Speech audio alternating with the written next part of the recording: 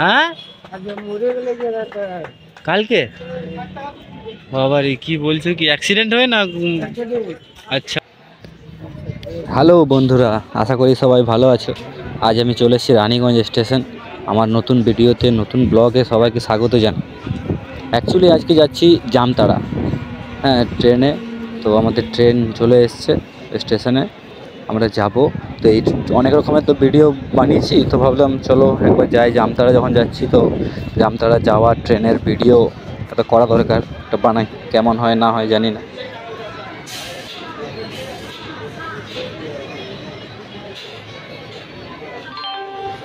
May I have your attention please? Train number 63509 Bardhaman, Jhajha, passenger. এবার আমাদের train Raniganj থেকে ছেড়ে দিল। এবার রানীগঞ্জ থেকে সোজা যাবে কালীপাহাড়ি। তো চলো এই ট্রেনের জার্নি, ট্রেনে গেটের সামনে বসে কেমন লাগে, কেমন দৃশ্য লাগে, বাইরের দর্শন, রানীগঞ্জ স্টেশন সবই দেখো। তারপর রানীগঞ্জ স্টেশন থেকে আমরা যাব কালীপাহাড়ি, আসানসোল, এভাবে এক এক করে স্টেশন পার করে আমরা পৌঁছাবো জামতারা। তো সেই জামতারাই যাব। তো রানীগঞ্জ স্টেশন এখনও ক্রস করেনি, সময় লাগবে, ট্রেন যাচ্ছে নিজের গতিতে। আমরাও বসে আছি ট্রেনের মধ্যে, সবাই বাইরে অনেক প্রচুর লোকও কিন্তু আছে।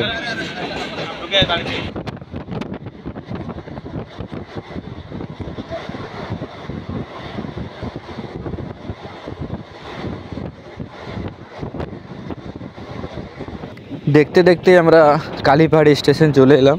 অনেক জলদি চলে এলো ট্রেন বোধহয়। কালীপাহাড়ি স্টেশনও বেশি দূর নয়, সামনেই আছে রানীগঞ্জ থেকে, মোটামুটি 7-8 কিলোমিটার হবে। তো যাই হোক, কালীপাহাড়ি স্টেশন চলে এলাম। এখানেও হয়তো কিছু মানুষজন নামবে, আবার কিছু মানুষজন উঠবে। আর ট্রেন তো সব জায়গায় বেশিক্ষণ দাঁড়ায় না, তো এখানেও বেশিক্ষণ দাঁড়াবে না বোধহয়। কালীপাহাড়ি স্টেশনে কখনো নামিনি, বাট স্টেশনটা ছোটো বাট ভালো। হ্যাঁ, তো এই কালীপাহাড়ি স্টেশনের পরই আমরা সোজা যাব আসানসোল স্টেশন, যেটা আমাদের খুব বড় স্টেশন, অনেক সুন্দর স্টেশন। সেই স্টেশনে পৌঁছাবো। তো সেখানেও তো প্রচুর ভিড় হবে মনে হয়। চলো এই কালীপাহাড়ির স্টেশনের নজরিয়াটা একটু দেখে নাও, কেমন লাগছে দেখতে। ভালো আছে স্টেশনটা, খুব ভালো। আমাকে তো খুব ভালো লাগে কালীপাহাড়ি স্টেশন। কখনো নামিনি, সময় পেলে নামবো। এই ভদ্রলোক কী করছে? উল্টো দিক দিয়ে চাপছে সিট। আচ্ছা, উল্টো দিক দিয়ে ও চাপবে ট্রেনে। চাপুক, কোনো ব্যাপার নয়। ওর ইচ্ছা আছে, হয়তো ক্রস করতে পারছে না, চেপে যাচ্ছে। সেটা ওরই ব্যক্তিগত ব্যাপার। চলো ট্রেনটা ছাড়ুক, একটু দাঁড়াই। কথা বলতে বলতে, গল্প করতে করতে আমাদের কালীপাহাড়ি স্টেশন থেকেও ট্রেন কিন্তু ছেড়ে দিল। তো এখান থেকে আর আসানসোল যেতে বেশি সময় লাগবে না। ট্রেন যখন স্টেশন থেকে যায়, স্টেশনের নজরিয়া খুব সুন্দর লাগে দেখতে। যেমন এই দেখো, এই লোকেশনটা কি সুন্দর লাগছে দেখতে পার। যাই হোক, চলো আমরা স্টেশন যাই। এবার আমরা পরের স্টেশন, আমাদের next station, next destination Asansol junction. সেখানে গিয়ে দেখি সেখানকার অবস্থা কেমন। ঠিক আছে, চলো যাই। এই দেখো, এইটা হলো আমাদের আসানসোল জাংশন। একটা বাইক, দুটো বাইক, তিনটে বাইক। আচ্ছা, এই বাইকগুলো সব বানা হয়েছে, পার্সেল করে যাবে হয়তো। আর একটা বাইক রয়েছে। এইটা হলো আসানসোল জাংশন আমাদের। এটাও আসানসোল জাংশন অনেক ভালো জাংশন, অনেক বড়। এখানে আমরা অনেকবার আসি, যেহেতু আমাদের লোকাল, আমাদের আসতেই হয়, এখানে না এলে চলবে না। তো আসানসোল জাংশন যারা যারা দেখেছো তারা জানবে আসানসোল জাংশন কেমন, আসানসোল স্টেশনটা কেমন। যারা জানোনি তারা দেখো, এটা হলো আমাদের আসানসোল স্টেশন। এখানেও প্রচুর ভিড় আছে। আর দেখো, মানুষজনরা সব প্রস্তুত নামার জন্য। আমিও তৈরি এদেরকে সবাইকে ক্যাপচার করার জন্য। এরা সবাই এখান থেকে নেমে যাবে, আর অনেক অনেক মানুষজন চাপবেও এখানে। তো যখনই ট্রেন দাঁড়িয়ে যাচ্ছে বেশ ভালোই গরম লাগছে, আর ট্রেন যখন ছেড়ে দেয় তখন খুব ভালো আরাম পায়। তো দেখো, এরা সব নামুক এখান থেকে, তারপর নামার পর আরও কিছু মানুষজন চাপবে। তারপর আসানসোল থেকে আবার ট্রেনটা ছেড়ে দেবে পরের স্টেশনের জন্য। তারপর আমরা পরের স্টেশনের জন্য আবার দেখব কি আসছে না আসছে। আসানসোলে গাড়ি দাঁড়ানোর পরে ভাবলাম প্রচুর ভিড় হবে, আর সেরকম কোনো ভিড় হয়নি। আমি ট্রেনের মাঝে দাঁড়িয়ে আছি, এরকম লোক তো আছে, প্যাসেঞ্জার তো আছে, এরকম নয় প্যাসেঞ্জার নেই, প্যাসেঞ্জার প্রচুর আছে, কিন্তু সেই রকম নেই যেরকম ছিল আগে। হয়তো এর আগেও অনেক ভিড়টার হতে পারে, বলা মুশকিল। দেখতে হবে আমাদেরকে কী হচ্ছে না হচ্ছে। চলো এখান থেকে ট্রেনটা ছাড়ুক, তারপর দেখি। আমাদের আসানসোল স্টেশন থেকে ট্রেন ছেড়ে দিল। এটা হলো আসানসোল স্টেশন। এখান থেকে ট্রেন ছাড়ছে, এর পরের স্টেশনে আমরা যাব। তো আসানসোল স্টেশনটা দেখো, নজরিয়াটা কেমন লাগছে, ট্রেন থেকে বসে দেখতে কেমন লাগে। ভালো তো লাগবেই, কারণ এটা আসানসোল জাংশন, অনেক বড় জাংশন। এখান থেকে সব জায়গারই ট্রেন পাওয়া যায়, আর সব সময় ব্যস্ত থাকে স্টেশনটা, ফাঁকা দেখতে পাওয়া অসম্ভব হয়ে যায়। দেখো কেমন লাগছে আমাদের আসানসোল জাংশন, আসানসোল স্টেশন।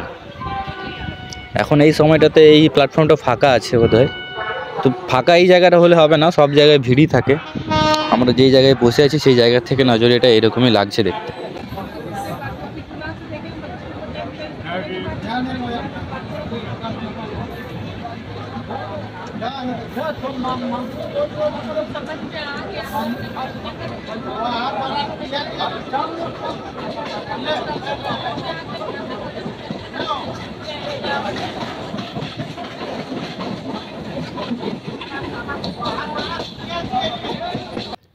দেখুন ভিড় কাকে বলে, ভিড়ের মধ্যে বাচ্চাগুলো ফ্যামিলিকে নিয়ে কীভাবে ভেতরে ঢুকে আছে। আমিও গেটের সামনে বসে আছি, গেটের এতটা ভেতরে নেই, তবে এইগুলো দেখতে পাচ্ছি। তো তোমরাও দেখো কেমন ভিড়। ট্রেন তো যাচ্ছে, তার সাথে সাথে ভদ্রলোক তো পুরো একদম ঘুমাচ্ছে নাক ডেকে ডেকে। ঘুম পাচ্ছে হয়তো, হাওয়া চলছে দারুণ, ওরও খুব ভালোই ঘুম আসছে। চলো এই স্টেশনটা কী স্টেশন জানি না, তো এই পরে আমরা আবার একটা স্টেশনে চলে এলাম। এই স্টেশনটা হচ্ছে তোমার যে মনে হয় চিত্তরঞ্জন, মনে তো লাগছে চিত্তরঞ্জন স্টেশন, কিন্তু জানি না, দেখি কী স্টেশন বটে, আমাকেও দেখতে হবে, না দেখলে কী করে বুঝতে পারবো। আচ্ছা, রূপনারায়ণপুর স্টেশন। তো আমরা এখন চলে এসেছি রূপনারায়ণপুর। এরপরে আমরা নামবো হয়তো, জানি না। এখানেও মোটামুটি ট্রেনে ভালোই ভিড় আছে, অনেক মানুষজনরা এখানে আছে। এটা রূপনারায়ণপুর স্টেশনই আছে। এখানেও কিছু মানুষজন নেমেছে হয়তো, এবং কিছু মানুষজন চেপেছে, তাই এত ভিড় লাগছে এখানে দেখতে, স্বাভাবিক। চলো যাই হোক, রূপনারায়ণপুর থেকে আমাদের ট্রেন ছেড়ে দিয়েছে, এখান থেকে ট্রেন বেরিয়ে গেছে। এবার পরের স্টেশনের জন্য রওনা হয়ে গেছে। দেখি এই পরের স্টেশনটা কী আসছে, দেখতে পাবো সবই চোখের সামনে। এই পরের স্টেশন মনে হয় চিত্তরঞ্জন চলে এলাম আমরা। আর চিত্তরঞ্জন তো সবাই জানাই আছে কেমন স্টেশন, কী আছে না আছে এর মধ্যে। খুব ভালো স্টেশন, খুব বড় স্টেশন। আর চিত্তরঞ্জন আমরা এখানে নামবো না, এর পরের স্টেশনে জামতাড়া আছে, সেখানে নামবো বোধহয়। সেই চিত্তরঞ্জন স্টেশনে অনেক মানুষজন দাঁড়িয়ে আছে ট্রেনে উঠবে বলে, আর অনেক মানুষজন নামবে। তার জন্য ট্রেন তো দাঁড়াতেই হবে, কিছু করার না। এখানে ট্রেন দাঁড়াবে, এখানকার প্যাসেঞ্জারদেরকে তুলবে, কিছু প্যাসেঞ্জার নামবে, তারপর আমাদের ট্রেন আবার এখান থেকে ছেড়ে দেবে পরের স্টেশনের জন্য। চলো পরের স্টেশনের জন্য আমরা অপেক্ষা করব, এবং পরের স্টেশন নামার জন্য তৈরি হব। দেখি এখানে কতজন মানুষজন চাপছে। আরে বাবা, এরাও চাপবে। চলো ঠিক আছে, ওঠো আস্তে আস্তে, সাবধানে, বাচ্চাকে সাবধানে নিয়ে আসবে। ভিড় আছে ট্রেনের মধ্যে প্রচুর, কিছু করার নেই, চাপতে তো হবে। এই ভিড়ে ফিরেও চাপতে হবে। চলো ঠিক আছে, যাই হোক, আমাদের ট্রেন আবার ছেড়ে দিল চিত্তরঞ্জন থেকে। চিত্তরঞ্জন স্টেশনের নজরিয়া ভালোই লাগছে দেখতে, এবং এর পরের স্টেশনের জন্য অপেক্ষা করব। যেখানে যাবে আমাদেরকেও যেতে হবে, ট্রেনে যখন চেপেছি, কিছু করার নেই। কিন্তু আমরা নেমে যাব জামতাড়া স্টেশনে, এবং জামতাড়া স্টেশন থেকে আবার যাব একটা জায়গা যাবার আছে, সেখানে যাব। তো সেখানে দেখব কি হয় না হয়। তো আমাদের জামতাড়া অপেক্ষা করব জামতাড়ার জন্য। জামতাড়া তো কখনো যাইনি, যাবার খুব ইচ্ছা আছে। জামতাড়া শুধু আমরা টিভিতে, নিউজে, এইসব মোবাইলে জামতাড়ার নাম সব শুনে থাকি, জামতাড়া কী হয় না হয় সব। তো চলো, আমাদের ট্রেন চলছে দ্রুত গতিতে, এর পরের স্টেশন জামতাড়া, তার জন্য আমরা দেখব। এই তো প্রচুর ভিড়, ট্রেন দাঁড়াবে বোধহয় এবার, সবাই নামবে জামতাড়া স্টেশনে। তো সরো একটু দাদা, আমরাও নামবো, আমাকেও নামতে হবে, প্রচুর ভিড় আছে বুঝতে পারছি, কিছু করার নেই, নামতে তো হবে, না নামলে। তো দেখি বাচ্চাদেরকে সরাই একটু, সরিয়ে আমিও নামি, ঠিক আছে। শুধু দেখো, ওরে বাপরে কি ভিড়, সরো দেখি। এই তো, হ্যাঁ নেমে গেছি। চলো এবারে আগের দিকে যাই। এর দিকে যাই, এবং আমরা স্টেশনের বাইরে বেরোতে হবে। এটা হলো জামতাড়া স্টেশন, প্রচুর ভিড়। জামতাড়াতে সবাই নামবেই, নেমেছে বলে এখানে প্রচুর বেশি একটু ভিড় লাগছে। হ্যাঁ, এটা হলো জামতাড়া, ট্রেন দাঁড়িয়ে আছে আমাদের। আর এটা স্টেশনের বাইরের দিকে আমরা বেরোচ্ছি, বাইরের দিকে যাই। চলো, এই তো চলে এলাম জামতাড়ার বাইরের গেটের বাইরে। এখানে প্রচুর টোটো, গাড়ি ফাড়ি সবই রয়েছে অ্যাভেলেবেল। এখান থেকে গাড়ি, ফটো বুক করতে পারি, এবং এখান থেকে আমরা যেতে পারি বাইরের দিকে। কিন্তু দেখি কি বলে, এখানে গাড়ি পাওয়া যাবে কি না পাওয়া যাবে বলা মুশকিল। তো দেখতে হবে, অপেক্ষা করি, দেখি গাড়িওয়ালাকে জিজ্ঞাসা করি কি বলছে না বলছে। যদি হয় তো ভালো, না হলে আবার অন্য কিছু ব্যবস্থা করতে হবে। বাট স্টেশন থেকে তো যেতে হবে, যেখানে যাওয়া দরকার সেখানে তো যেতে হবে। তো দেখি কি হয় না হয়, সব দেখতে পাবে তোমরা।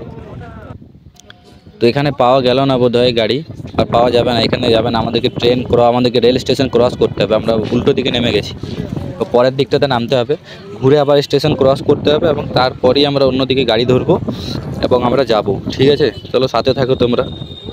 আবার স্টেশনের ভেতরে প্রবেশ করতে হলো, কিছু করার নেই। এই বন্দে মাতরম, ভারত মাতা কি জয়, এটা দেখে খুব ভালো লাগলো কিন্তু। ও সাবাস, দারুণ দারুণ লাগিয়েছে, খুব ভালো লাগছে দেখতে। চলো ঠিক আছে, আমরা স্টেশনের ভেতরে ঢুকেছি এবং এই সিঁড়ির মধ্যে এই পার থেকে ওই পার হব এবং তারপর নামবো এবং নামার পর ওখান থেকে কিছু গাড়ি ঘোড়া যদি কিছু পাই তো সেইগুলো করব এবং সেইগুলো থেকে আমরা যাব আমাদের ডেস্টিনেশনে, যেখানে আমাদের যাবার আছে। ঠিক আছে, তো এই সিঁড়িগুলো না চাপতে ভালোই লাগছে, আরামই পাচ্ছি। দারুণ লাগছে, রিক্সাতে চেপেছি আজকে, খুব ভালো। আরে সাবাস। এইচডিএফসি ব্যাংক রেলওয়ে স্টেশন থেকে রিক্সায় করে যাচ্ছি আমরা, এখন কোথায় জানি না। তো যাই হোক বন্ধুরা, আমরা চলে এসেছি এখন একটা রিক্সার মধ্যে, চেপে গেছি দুজন মিলে। অনেক দিন পরে রিক্সার এক্সপিরিয়েন্স নিচ্ছি, প্রচুর ভালো লাগছে। রিক্সাওয়ালাও আমাদের ভালো আছে, আর টোটো ফোটো ছিল বাট আমরা চয়েস করলাম রিক্সাতেই যাব। তো রিক্সাতে অনেক দিন পর চাপছি, তো কেমন লাগছে, খুব ভালো লাগছে আমাদের আনন্দ। এবং এই রিক্সার জার্নিটা তোমরা দেখো। গরম কেমন কাকা? বহুত গরম না? বাপ রে বাপ, মনে হচ্ছে সূর্যটা নেমে গেছে একদম না? আজ কম আছে। কালকে বৃষ্টি হয়েছিল এইদিকে? আমাদের এদিকে পুরো প্রচুর ঝড় বৃষ্টি ঝেড়ে দিয়েছিল একদম 1-2 ঘন্টা। হ্যাঁ আসানসোল, হ্যাঁ ইয়েস আসানসোল সাইডে হতে গরম যা দিয়েছে, বৃষ্টি হওয়া দরকার ছিল, ছেড়ে হওয়া দরকার, কিন্তু না, হয় না।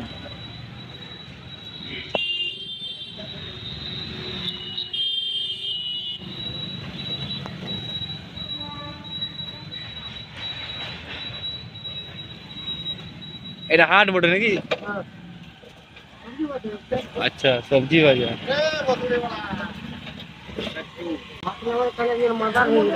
হ্যাঁ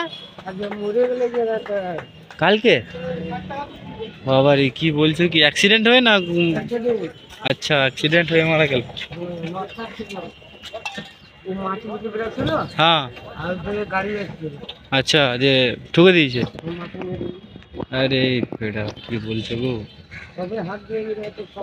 হ্যাঁ যেটা ফাঁকা ফাঁকা তো। আচ্ছা, মানে আচ্ছা, শ্বশুর বাড়িতে থাকো নাকি? রিক্সাটা তোমার বেটা না শ্বশুরের? নিজের তো সেই। আচ্ছা, পেয়েছো এটা নাকি? ঠিকই আছে। আচ্ছা, এত রোদে গরমে কতক্ষণ চালাবে, পারো সারাদিন? না ফ্যান ট্যান বেরোয় না? কটা পর্যন্ত চালাও? সন্ধ্যে 7টা পর্যন্ত? বাবা রে, তো ফ্যান বেরিয়ে যাবে বোধ হয়, তো ফ্যান বেরিয়ে যাবে এত রোদে। তোমাদের অভ্যাস হয়ে গেছে না? তারপরে ওই বাংলাটা ঢুকছে যে, ওই সব ফ্যানগুলো মেরে দেয় বলো। হ্যাঁ, মাল খেয়ে আছে বোধ হয়। মাল না খেলে চলবে কি করে বলো? ওই মাল খেয়ে বেঁচে আছো।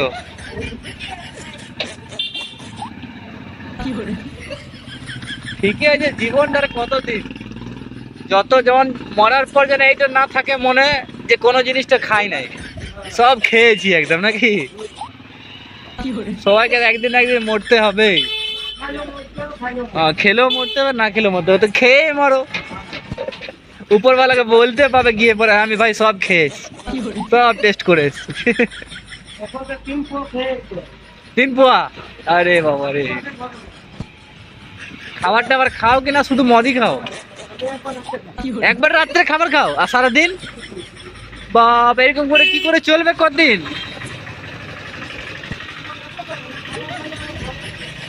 তোমার তো লিভার ফিভার খারাপ হয়ে যাবে এরকম করে। খাবার খেয়ে পুকুর? ও বাবা, আচ্ছা, হ্যাঁ আচ্ছা আচ্ছা আচ্ছা আচ্ছা, ঠিকই আছে।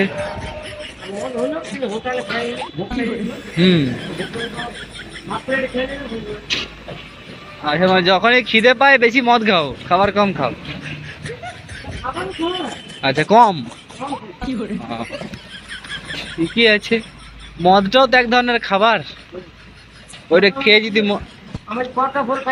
কটা ভোরে? 3টে ভোরে? বাবারি, তাহলে তোমার শরীরে তো জলের থেকে বেশি মদ আছে বোধ হয়। তোমার শরীরে রক্ত যদি বের করা হয় তাহলে রক্ত কম বেরোবে, মদ বেশি বেরোবে। আচ্ছা, ঠিকই আছে। মাতালে অনেক রক্ত বেরোয় না? ঠিকই বলছো, অনেক রক্ত দান করেছো, ভালো জিনিস, একটা ভালো কাজ করেছো তাহলে।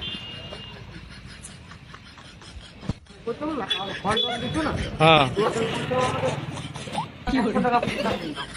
আচ্ছা আচ্ছা, হুম, হ্যাঁ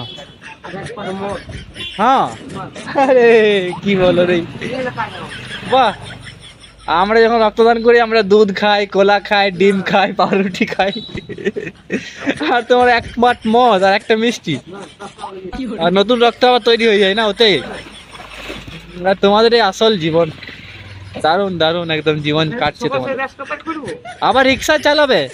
বাবারি, রক্তদান করে মদ খাও, মিষ্টি খাও, আবার রিক্সা চালাও, বাবারি, চারটিখানি ব্যাপার নয় কিন্তু, সব মানুষ পারবেই না করতে এরকম।